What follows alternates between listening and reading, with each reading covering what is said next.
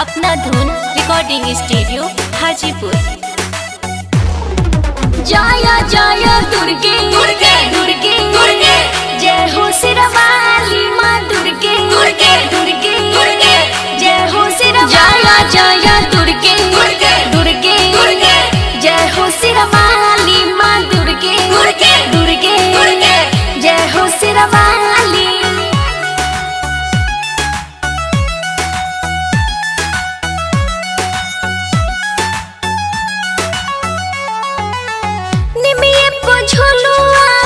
लागा के मैया मालिन से फूल मंगवैले बनी, निमिये झुलुआ लगा के मैया मालिन से फूल मंगवैले बानी।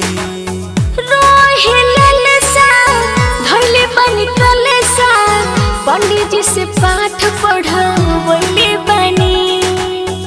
रहे ललसा धैले बानी कलसा, पंडित जी से पाठ पढ़वैले बानी। जय जय दुर्गे दुर्गे दुर्गे दुर्गे, जय हो सिरवाली माँ दुर्गे दुर्गे दुर्गे दुर्गे, जय हो सिरवाली जय दुर्गे दुर्गे दुर्गे दुर्गे, जय हो सिरवाली माँ दुर्गे दुर्गे दुर्गे दुर्गे, जय हो सिरवाली।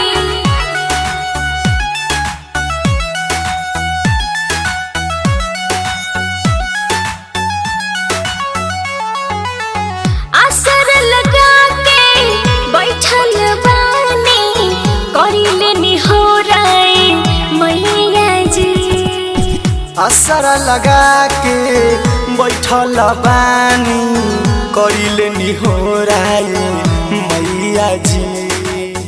आके तोर सोनिया दे दे तू माई, गंगा जी के पानी मांगवनी जी। आके दर्शनिया दे दे तू माई, गंगा जी के पानी मंगवनी जी। जय जय दुर्गे दुर्गे दुर्गे दुर्गे, जय हो सिरवाली माँ दुर्गे दुर्गे दुर्गे दुर्गे, जय हो सिरवाली जय दुर्गे दुर्गे दुर्गे दुर्गे, जय हो सिरवाली माँ दुर्गे दुर्गे दुर्गे दुर्गे, जय हो सिरवाली।